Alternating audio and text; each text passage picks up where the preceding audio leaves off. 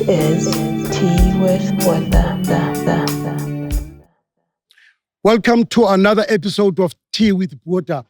All of us remember the 1996, the Truth and Reconciliation headed by Archbishop Desmond Tutu, may his soul rest in peace, where we struggled, we wrestled as a country with what it means to reconcile.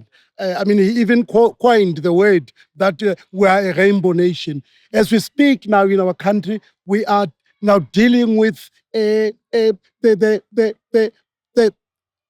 cases emanating as far back as 1996 on reconciliation. As we speak, there's a court case going on where people who were hard done, people who were killed, are in fact saying that the present government went into some negotiations to talk about how not to prosecute the apartheid soldiers. And as we speak, our former President Zuma and President Thabo Mbeki went to court to ask the presiding judge, Judge Khampepe, to recuse herself because of a perceived biasness. But they lost the case. So we are here to try and talk about what is reconciliation, what is forgiveness, how do we deal with these issues in 30 years into our democracy. And help me to welcome not so much a new guest. Dr. Kgobe was here and she's joining us again. You probably are familiar. She's from the School of Theology or School of Religion at the University of South Africa. And the new person, fresh from the box, Professor Cobus is joining us as well to talk more about it. Prof, thank you so much. Thank you for making time. And thank you so much again to be with us. Really appreciate it. What are we talking about? Let me start with you, Cobus. What is reconciliation? What is forgiveness? So maybe we must start by saying that these are words that we use. They are English words that we've inherited from a long Christian tradition informed by various political theories, and it's words that we give meaning to. So I don't think if we go into this conversation, it helps us to say reconciliation or forgiveness is a single thing. That is part of the conversation. We need to figure out, what do we mean by these words? It's not a set meaning that's been handed over. We are kind of constructing. What will we mean? And what should we mean? When we use words like forgiveness, when we use words like reconciliation, when we use related words like salvation, justice, wholeness, that's the work that we need to do, is we give meaning to those words. And what do they mean? Well, that's part of the conversation. I think let me perhaps say this to open up. Quite often what we mean with them, and I don't think that's what we should mean with them, quite often what we mean with these words is we use it to describe something that happens interpersonally between two people. So there's some broken relationship, something that went wrong, and we use these words as aspects of how do we deal with a broken relationship. We use it on a range of things. We can talk about a marriage. We can say, well, there's reconciliation happening in a marriage. We can talk about I had to ask forgiveness from my son last night because I said something to him and I was wrong, and I had to go to him and say, will you please forgive me? I am sorry. But obviously when we use the word, particularly the word reconciliation in South Africa, then it comes packaged with a particular history where the word reconciliation got drawn up in the mid-90s to say, this is the word that we will use to say, how are we going to grapple with a particular history of apartheid? And now we start filling that word reconciliation with all kinds of meanings to say, what does it look like when we try to respond to that history? And I think 30 years on, we're still grappling with that. What should we mean when we say reconciliation? When do we use the word reconciliation in ways that really distorts what fixing, what undoing, what repairing, what making right looks like?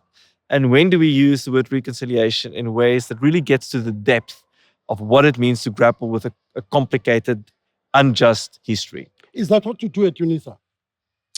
Well, the honest truth, I mean, since there's a conversation, most of what I do at Unisa is kind of administration, because welcome to the modern university. But when I do get time, what I try to do at Unisa is really to teach students, how does our language of faith relate to social issues? And that's what I try to do. As I try to teach students that language of faith isn't only something that's between me and God. It's not only something that happens in the church. The language of faith has always been about how do we live our lives every day in society, in the world? How do we perceive the world? How do we think about our movements in the world? And then what I try to do in particular is how do we grapple with the way that our Christian language of faith got drawn up into justifying a history of colonialism, justifying apartheid, but simultaneously how was that language drawn up to opposing it, to fighting against it? And how does that continue, that process continue into the present? How does our language of faith, particularly within Christianity, sometimes get used to reconstruct racial hierarchies? And how can we use it to envision a world of equality, a world where we reimagine the human in ways that are completely disconnected from a modern colonial world? That's what I try to do.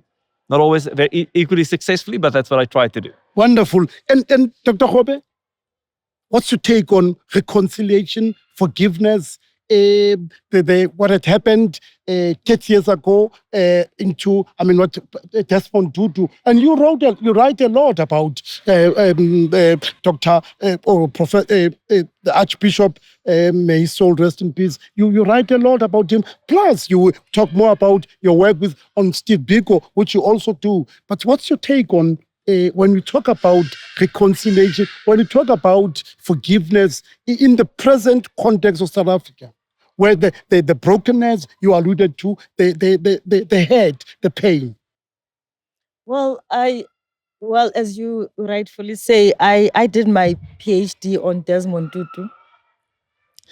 And so I also was doing this PhD because my masters also were on the TRC. And at my master's, I was asking myself at that time as a young student, really, is this what, our parents, our ancestors fought for? Because I was living in Khayelitsha in a shack.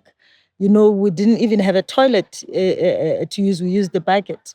So we were in this small room, me and my sisters. It was my mom, my sister, and their two kids, then me. And it was just one small room. So, and then you are doing a degree, and then there's this conversation about this nice kumbaya, reconciliation. We are reconciled. We have forgiven each other.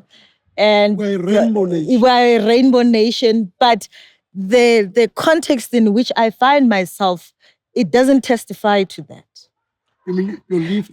My lived experience, yes. The toilet you're talking about. Yes. The streets with no lights. Yes. The inequalities you're experiencing. Exactly. And if you lived in Cape Town, you will know that these things are divided by a street. So then I got interested. I did a class with Professor Prof. With Professor Hans, was from Sweden. And in this class, we're doing public theology, actually. It was called Public Theology, Public Morality. And I then got interested into the TRC. Then I did my master's. And then my master's, I was just asking the question, the relationship between remorse and offering forgiveness. Remorse, offering forgiveness? Yes, remorse and offering forgiveness. Because there was this whole thing about, how people were... how Black people were so enthusiastic to forgive. The way to describe it in the book, he used the fancy word, my English now maybe will not English, magnanimity, something like that. Oh, yes. Magnanimity of spirit. Yes, to forgive. And this for me didn't sit well. So I looked at the Pepco 3, I looked at the Kukuletu 7, and the third one was the St. James Massacre. At the St. James Church is the St. James. Okay. I looked at those testimonies. So to try to find out really. So the purgatory, and these were people who were killed. And, Yes. And then the victims were being asked to forgive the perpetrators at the TRC. Yeah. So then I wanted you did not look at the, did you mention it now? The Celo, Saudi, and it's in court as we speak. No, I didn't look at that testimony. Actually, I just applied now to get some funds to do some more work on the TRC, to look at some of the cases. But my interest, particularly in these ones, was this question you are asking me about forgiveness and reconciliation. And also the question of repentance, because Cobus now just said so that how these words are used within the Christian language. And usually in the Christian language, there is some kind of form of remorse or repentance. But the TRC, we didn't have that. We had full disclosure for amnesty, which is, it's something that we cannot just negate it, because people didn't know where their loved ones were buried. So people wanted to know the truth. But then there's this layer of reconciliation, forgiveness. But what I found out on the TRC, people, what they don't know, forgiveness was not part of the TRC. Say more, what do you mean? People who went there to present themselves, or are you saying the terms of... The terms of reference, the legislation, there was nothing about forgiveness. It's something that was brought in by the Archbishop into the TRC. But forgiveness was not part. Even reconciliation was something that was added, because we started with a Truth Commission. And when they were not agreeing between the ANC and the National Party what to do, Desmond Tutu, if you read the book by, is it Alan Story? Alan Story, I think so. No, it's not Alan Story. It's John Allen or something. The Rabble Rouser. Who wrote the Rabble Rouser for Peace? Is it the Rabble Rouser for Peace? Yes. Yeah. You don't know that book? No. In the Rabble Rouser, when you read in that book, you realize these guys, the politicians, were not agreeing about this thing of the Truth Commission, how it must go about. So Desmond Tutu then brings the language that Cobus is speaking about of reconciliation. And he brought that word in, and then it was accepted, of course. Then it was added into the TRC. But then forgiveness was not part of it. It's something that came about at the proceedings. And this is why most of the time he was criticized for making it a church altar call, all those things that people said about him at the TRC. So you're saying that that was problematic. Was it deliberate to leave that out, or? I do think it was deliberate. Like you said, forgiveness is a very interpersonal thing. It's a personal thing that that to forgive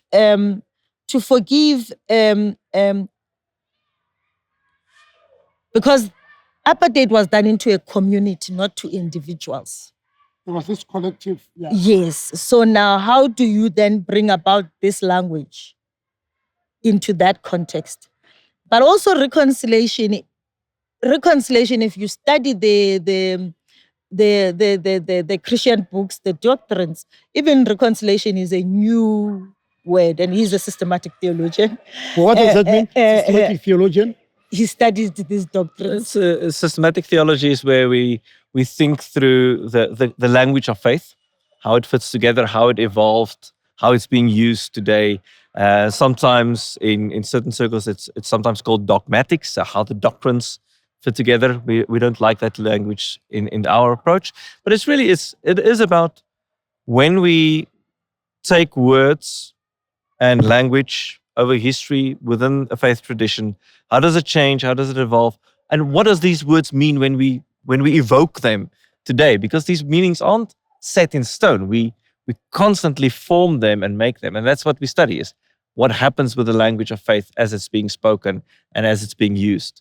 So you are we saying that and I'm interested, is Is in this day and age reconciliation in South Africa possible? I mean, the magnanimity spirit you spoke about.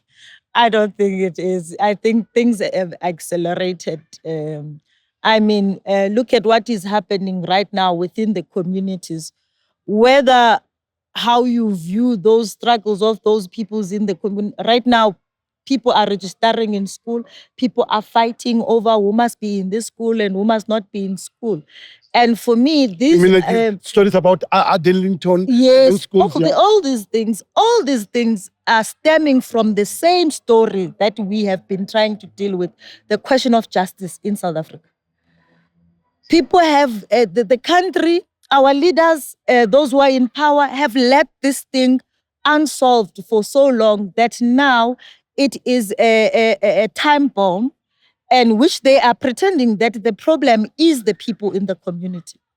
But it's the result of using terms that we don't understand to deal with our own problems that we borrowed words. I guess this is the word I must say, because in one of the conversation we had with him on this, so I tell him, yes, I tell Cobus, you know what, when Xhosa people went to the TRC, reconciliation in isiXhosa means a different thing. Uxolelwaniso. It's a word it's doing to each other. Siyaxolelana. Yes, which means that underpinning uxolelwaniso, there must be a just order that is met. There must be some kind of agreement into what was making us fight. If it was the question of the land? Yes, it must be on the table. If it was a question of I am not treated as a human being, it must be on the table. So when you take this word reconciliation into indigenous languages, then it totally means something else. But coming from a Christian faith, when we talk about reconciliation, we're talking about the doctrines of atonement. We are talking about human beings being sinful, utterly sinful, that they need God to forgive them. You know? And you say those are not practical. Within the community, for people in the Christian faith, maybe they are, but with people who are dealing with injustices, that is not practical. Because one of the things then that made me actually to do then a PhD on Desmond Tutu, after I found out that actually on my master's, these people were not just forgiving, these people wanted justice. They were? They wanted justice. Yeah. The one of the St. James massacre even said, if again Black people are treated in this country like non-beings, if this happens, I will kill again. So he was unrepentant. Yes. Because he was fighting a just cause. That's what he understood. Those are the St. James, the APLA. That's a POCO members. Yes, that was.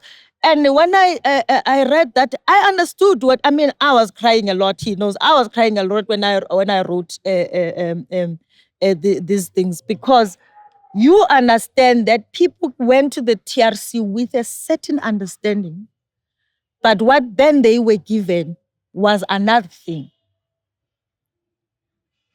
Because they translated the word reconciliation into their own languages. And then one of the testimonies, I think, did I not talk to you in our last interview with about Mrs. Konile? Mrs. Konile was forced. Matthew Konile's wife. No. Mrs. Konile is one of the Guguletu mothers, the Guguletu 7 mothers. She was forced at the TRC to offer forgiveness. To offer? Yes. And she refused. She said, I'm not a human being. I don't even have like she was talking about the real materialistic, like the real things that she is going through as a human being. And her reason, she was saying that I will not forgive because. She said, how can I forgive when I'm not a human being? That's where words matter. When I'm not a human being, how can I forgive? So, Cobus, is it possible to agree? I mean, what do you think? I mean, and I'm going to, in your work, you deal with, I mean, issues of racism, issues of whiteness, issues of privilege. I mean, what's your take on, I mean, what Dr. Kgobe has just said now? So, I mean, I think the way that you phrase the question now already opens up exactly what we need to talk about. So your question is reconciliation possible? Okay, that was the question. Yeah. So, and here's the interesting thing. We all know in this conversation, and everyone that's listening to it, without it being explained, when you ask that question, we know what it refers to. When you ask, is reconciliation possible? We know that it's not referring to the immense crisis around patriarchy and gender-based violence. Although it could have, it's not. We all know it refers to the outstanding questions around a history of colonial and apartheid violence and injustice, and how that continues intergenerationally to impact onto the present. So we know that's the question. But the moment we ask a question like, is reconciliation possible, then that invokes some idea on what would that look like. So when would we say, yes, reconciliation happened? When would we say that? And my question is that even the word, that's my question, is that even the word that actually speaks to what we envision? Reconciliation. I think part of our problem is that when we draw up, so what does the word reconciliation mean? I mean, so yes, its popularity in Christian language is fairly recent. It's not a new word. It's not a new word, but the way in which we use it today is fairly recent. So the fact that we very easily today can translate that word into the interpersonal, into the horizontal, into what happens between people. But we also draw it from classic texts that said Christ's work of reconciliation. So that vertical relationship, how do we repair things between humans and God? So it's tied up with the language of atonement, with the language of salvation. And right there, I think part of our problem comes in. Because where at some point in the history of Christianity, we've disconnected our ideas of salvation from the material. We've said, well, salvation is really, is it well with my soul? In our hymns, is it well with my soul? Is it good between me and God? Has my sins been removed so that I can... Have I been forgiven? Have I been forgiven so that I can go to heaven? So that I can go to heaven. Now we invoke that language in terms of political processes and interpersonal relationships. When we start doing that, we don't always know exactly how to do it. One popular way in which we do it is almost kind of victim-perpetrator negotiations. So we have a victim, we have a perpetrator, exactly what Lerato was just explaining to us. And there's this negotiation that needs to happen between the victim and the perpetrator, or between the family of the victim and the perpetrator. And we say, can we bring them together? Can we heal this relationship? But actually, even if we do that, and even if we do that 10,000 times, 20,000 times, which is the number of people that participated in the TRC, that actually doesn't answer the social question. Doesn't answer about dispossession. Yeah. So when we say, is reconciliation possible, I think we still struggle to answer if we're going to use the word reconciliation to speak to, and we could. I'm not opposed to using the word reconciliation, but we still struggle to answer, what would that look like? And I think maybe there is some wisdom in our tradition. One way of speaking about it is to say, can salvation ever be partial?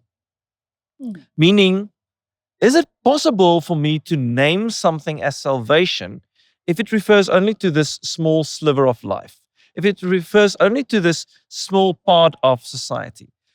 If we actually believe that, in the words of kind of the epistle, one of the epistles, Christ came to reconcile all things, Colossians, if we actually believe in God's shalom, if we actually believe that this is God's world, well, then we should be talking about all of it.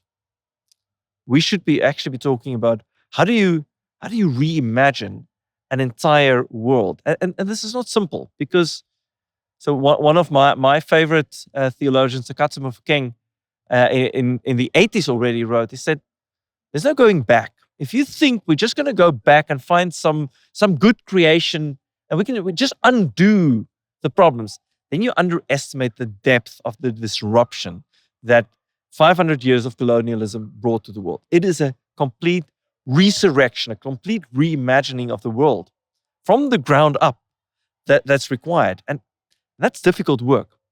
And I'm not always sure that we simply name it as, I worry that today, given what we've done with words over the last couple of decades, by simply saying, oh, can we be reconciled? We don't get to the depth of what that would mean. What would the depth be? I think what's called for is a process of fundamentally reimagining the human. I think our very ideas of what it means to be human was so utterly distorted through the modern colonial project that we don't even know what we mean by that anymore. We need to go back and at our roots say, what does it mean to be a human being? What does it mean to be a human being in community? How do we build communities of humans? How do we build societies on top of that? It means a fundamental reordering of the globe. And we've known this. I mean, when Nelson Mandela appeared before the UN, back, what was that, 93, I think? That's what he said. He said, look, the entire global order will need to be renegotiated. And we look at, I mean, it's 2026. You can pick a week of this year. You can pick any week of the year so far. And what we are seeing is the endless perpetuation of an unjust global order that just reproduce hierarchies of power that actually implicitly tell us that there's a hierarchy of humanity. There are some whose lives are expendable. There are some who can die. Donald is a perfect embodiment. Absolutely. Pick your week of 2026 and we Venezuela, Iran, Iraq, We can Yeah. kidnap Yeah. Palestine. Yeah. I mean, it is just a repetition of a world that says some humans, some who are born with my DNA are not really human. They are expendable beings. Cobus, now that you say this, in some quarters, and I want to also to think about it, there's some quarters that there was some nefarious agreement behind closed doors between the National Party and the African National Congress that, look, there should be no persecution. There should be this kumbaya. I made a reference to the court case where former President Thabo Mbeki and former President Zuma, people who, by the way, have never agreed on anything, are rivals, who serve together. But you know the story, MKP or ANC, but suddenly there was this. They went to court together. I mean, is it just wasting time? Is it? But the question I want, Cobus, is for you to say, do you agree? Do you agree that this thinking that there was some agreement in some dark corners that there should be no persecution, prosecution, so that we live happily hereafter? That's not my field. So let me not speculate on the politics. But this is what I can say, because there are portions of this history that I do know. And before the 2 February 1990 announcement, FW de Klerk's announcement, I mean, I can take you to documents where the liberation theologians said, we can see that something of an end to the apartheid regime is coming. And they said, but we should watch out that this is not rushed too quickly. In the 80s, late 80s, it was already said by the theologians, this should not be rushed. There should not be, don't just accept the first deal that's made, because otherwise we are going to make compromises that's not going to serve us in the long run. And we know, we can take you to the theologians, which I will speak about, that in the early 90s said, we see these deals that are being made, but these deals that are being made, this is not what we fought for. We are constructing a world that does not speak to the depths of the justice that we spoke to. And I mean, to last comments is, Tito Mboweni some years ago wrote on the economic deals. Oh, but Tito Mboweni the late. Yeah. And he said, yeah. And he said, look, there's nothing secret here. We all know. The World Bank walked in, the IMF walked in, and they said, these are the economic policies that will be accepted. Otherwise, we're calling in loans. He said, there's no secret. You don't need a back door for that. It was fairly public in terms of you do or die. In terms of how those outcomes were constructed. And by the time the compromises, the public compromises were settled, there were people that said, but this is not what we walked in with. And we know this. We don't need to ask about, I mean, I don't know what happened in closed rooms, but just in the recorded history, we know that between 1990 and 96, there were a number of agreements made that many people felt this was not what we walked in with. This is not how we envisioned the work of rebuilding society is going to look. This is drawing us, and obviously it was tied to the Berlin Wall and a changing global order at the time. Yes, we can acknowledge that. We can acknowledge the complexity of the moment in history. But by the time we walked in 96, we walked in with a new constitution. Already people were saying, but how is this going to address the deep-seated inequalities in the country? How is this not going to perpetuate for generations the inequalities that we inherited? Those questions were asked back then. Cobus, thank you. Your take on it? Well, for me, I'll say, because I studied Desmond Tutu, you can see in the tone in which Desmond Tutu then spoke that there is something. We were not there on those closed doors, but as a scholar, when you analyze, so Desmond Tutu was this radical black theologian. People don't know, Desmond Tutu was very radical. You use the term radical, yes. And you know, between you and I, you know. Yes. Yeah. Desmond Tutu was very radical. Desmond Tutu was a black theologian. Desmond Tutu said in the late 70s, if it was not early 80s, when he was trying to speak to the white community about the injustices of apartheid, he then says, if you fail to come up, to stand up against this, we will find it hard to forgive. That's the only time Desmond Tutu used forgiveness, when he was an activist, when he was the secretary of SACC, when he was doing, because most of the work he did, it was in that time before 1994. He said those words. And he said, we'll find it hard to forgive if you can't stand up against injustices. And Desmond Tutu, I mean, there were so many things. I mean, he was, they said to him in one of his international speech, he was protecting communists, that thing of ANC. Of course, communists. Desmond Tutu is like, for me, I'm not going to be speaking about communists here. What I know is apartheid. That's killing the black community in South Africa, And Desmond Tutu defended the ANC, defended the whole struggle of the black community. Desmond Tutu was one of the most radical black theologians. So he didn't come out of the blue to be who he is. But for me, when Desmond Tutu began to inherit institutions as a leader of institutions, that's where, for me, Desmond Tutu's tone... you mean when he became the bishop or the archbishop? Yes.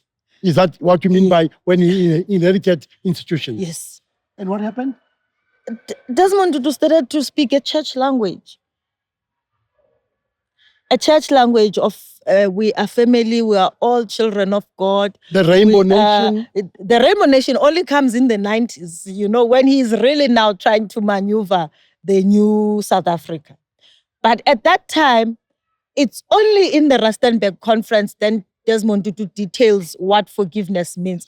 But even there, he still argues that if you steal my pen, he has this story of a pen. And then you say, oh, you ask me for forgiveness, but you still keeps the pen. That is not forgiveness. There can never be reconciliation. Then he also uses the story, Hezekiah's story in the Bible. So, but Desmond Tutu, something happens, and this is what I argue in my own thesis, that Desmond Tutu, post 1994, or let me say, after the Rustenburg conference, he starts. Justice was imminent. The land imminent. It was something that is going to happen now. We're going to get our land, and this is how we're going to get justice. But all of a sudden, post 1994, justice becomes a futuristic project, something that we will see. It becomes this, in the language of theology, eschatology now. What, in heaven? It's far. Or the far future. In heaven or at the end of history. You will inherit. Yeah. The same thing like the meek will do this and the...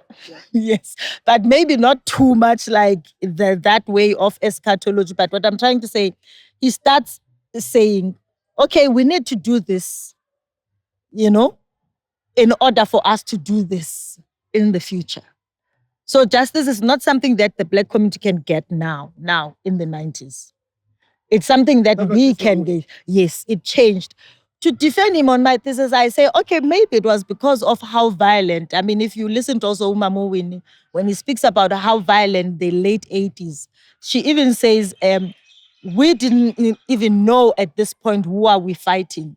The infiltration within the Guguletu 7, it was kids who were killed because of an infiltration by the FARC Plus.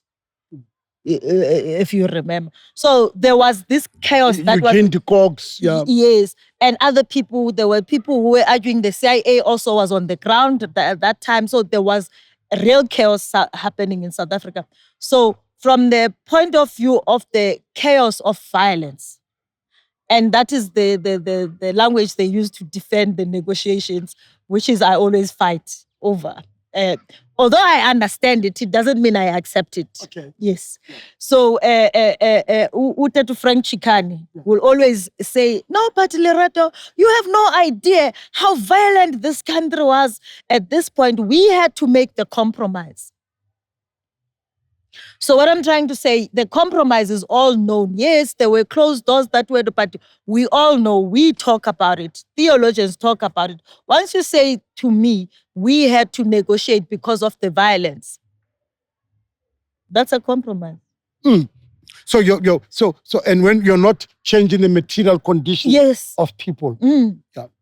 What do we do from here?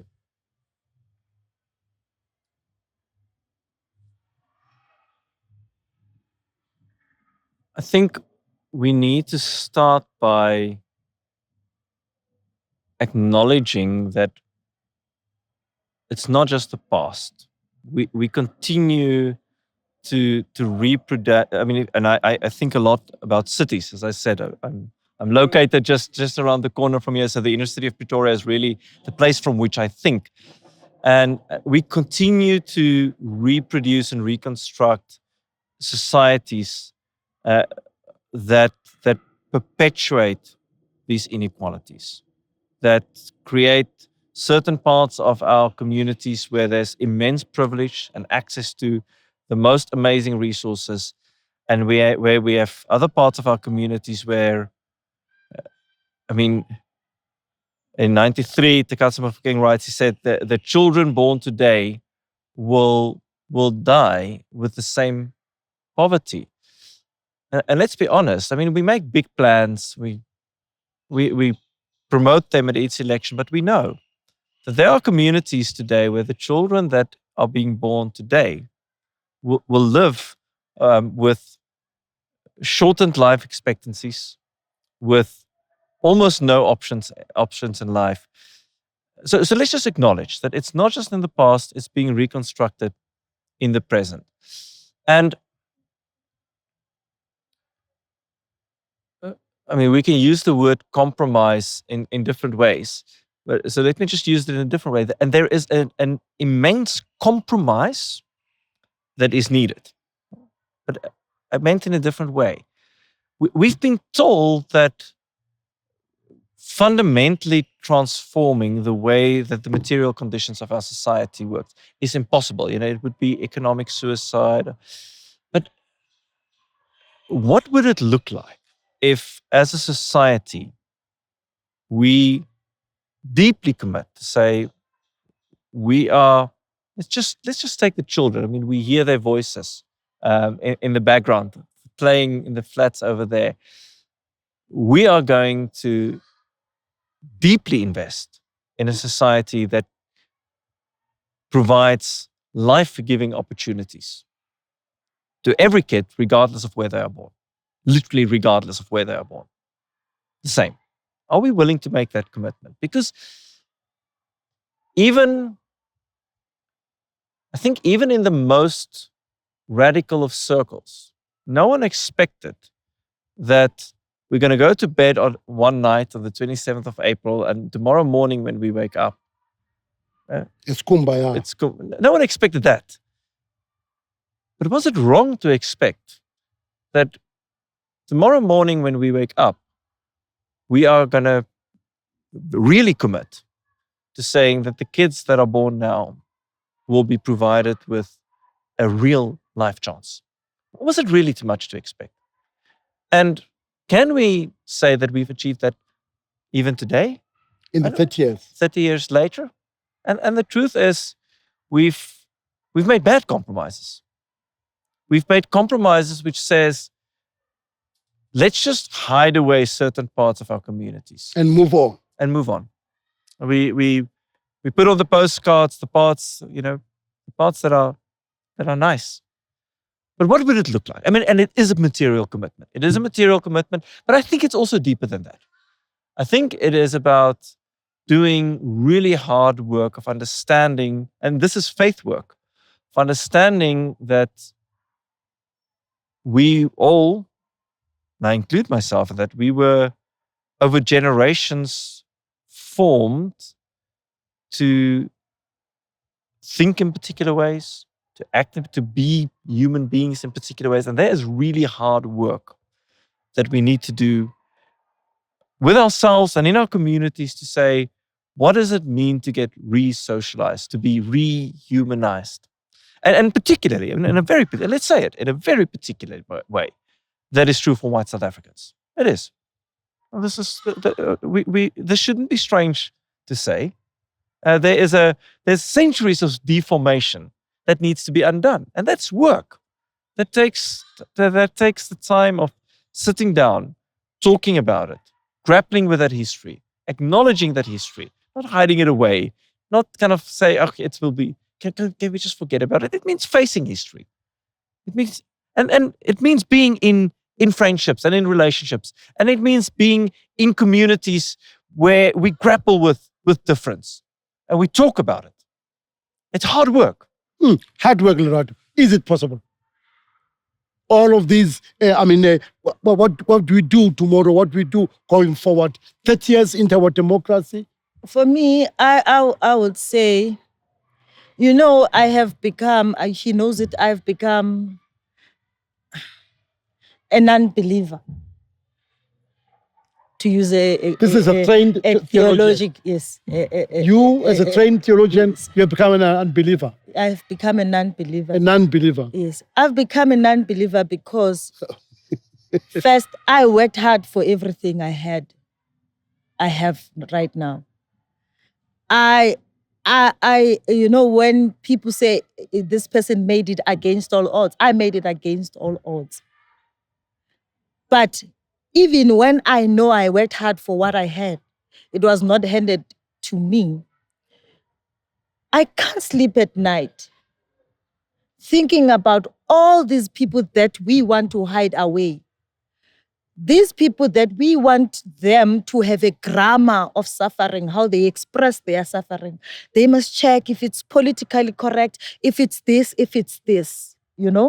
I can't sleep at night because South Africa has turned its back on the poor, on the suffering.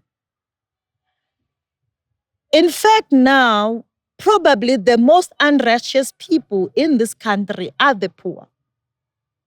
So you say South Africa hates the poor. They hate the poor.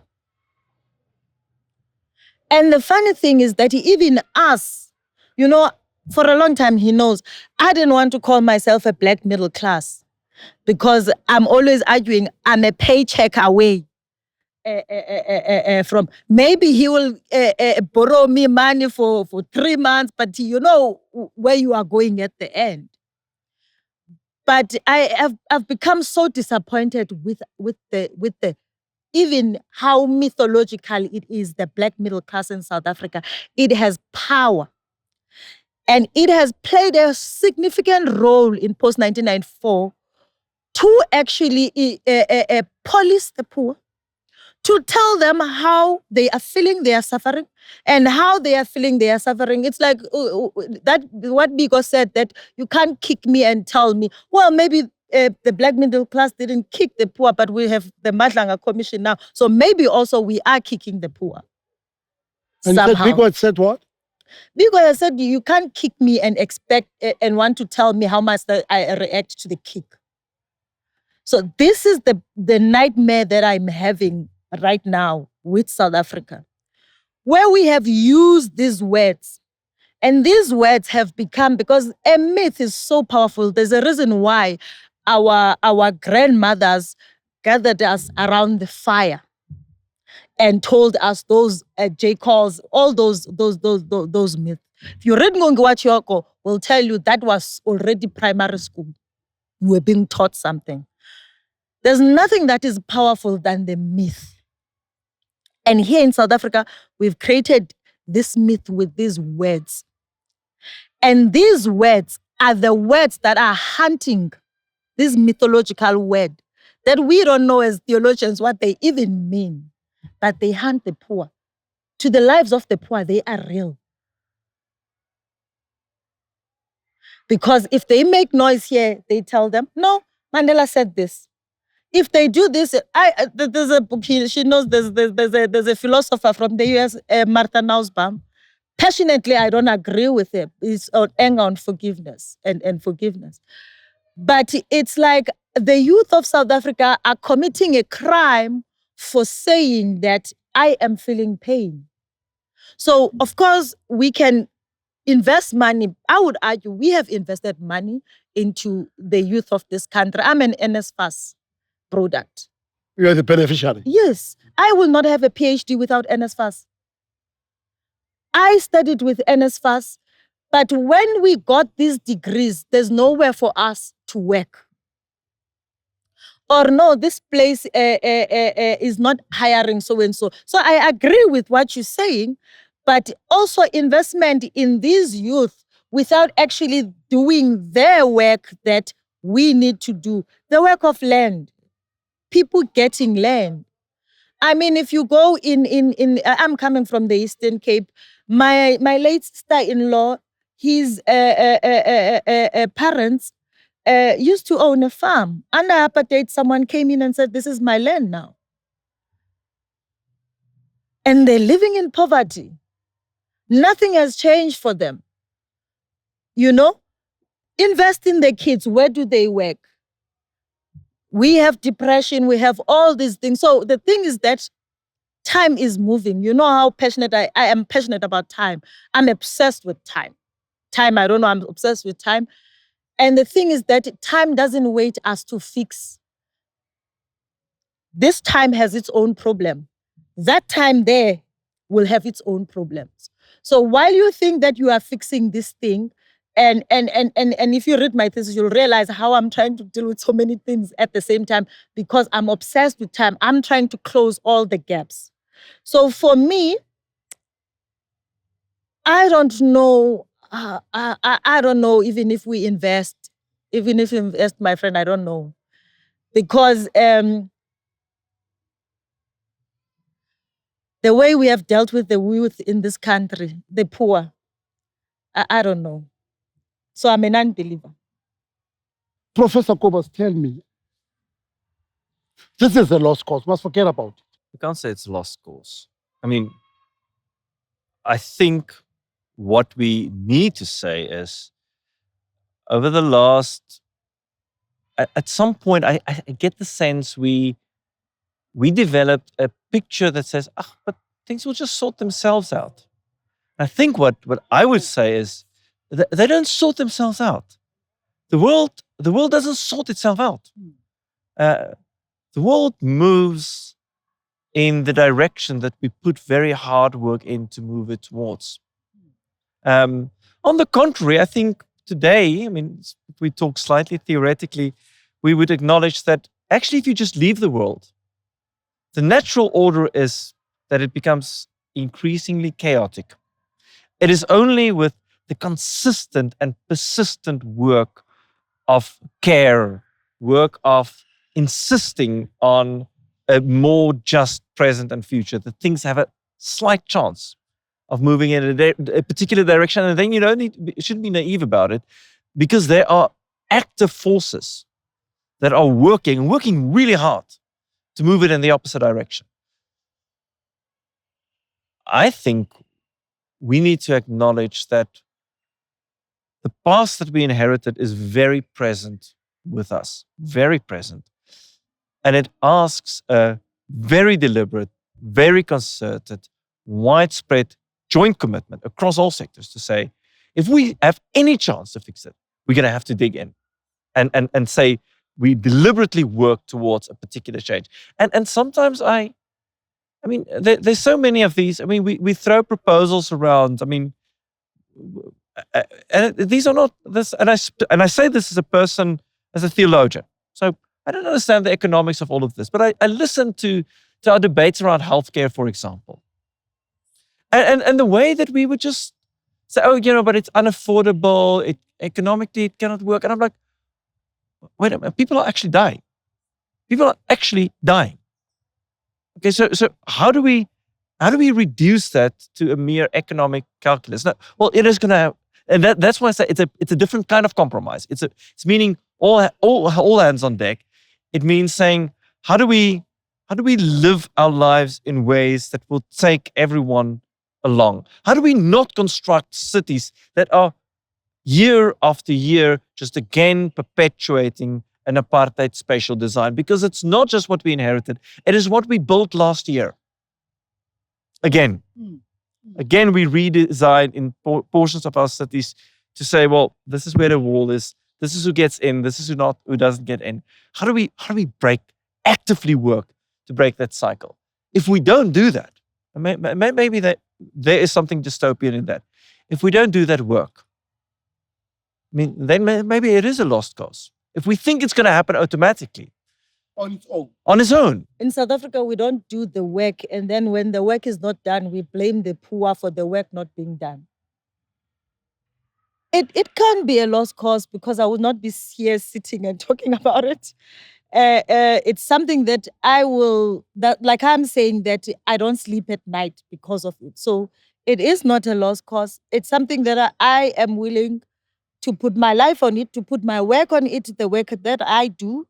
The work that I do that sometimes makes one unfavorable, because there's not even a hope even for us who think that we are conscious. Let's tell the truth right now. There is no side where we can say this side, okay, they get things. I think this is why Cobus is ending up talking about the community, because then you are left with the community. Because even these people will say, oh, I'm a big or black, you listen to the language in which they speak. You get shocked. So it can be a lost cause. It can be. Well, I need to say thank you so much to Professor Cobus and to Dr. Lerato, both from the University of South Africa. What we are grappling with, not easy, and I continue to say not comfortable, not conventional, is reconciliation possible? Is forgiveness possible when you are not able to address the material conditions, when there's still violence or against the poor, when there's still dispossession, when people have remained and continue to remain landless? What do you do? When people continue to die in pit latrines or toilets, when the health system is broken, all of these, can we be reconciled? Can there be forgiveness? Is the system working against, to quote both of them, against the poor? As they always say that, you be the judge. Think about it as we grapple with this, especially with what's going on when families are feeling hard done, or families who are saying that the TRC had not done justice to us, as families who are in pain, who are broken. As we speak, that court case, its outcome, holding those that were perpetrators of apartheid responsible, accountable, it's going to in fact expose to us as to what have we become as a society, what have we become as a country. Thank you for joining us. I hope you did enjoy this discussion.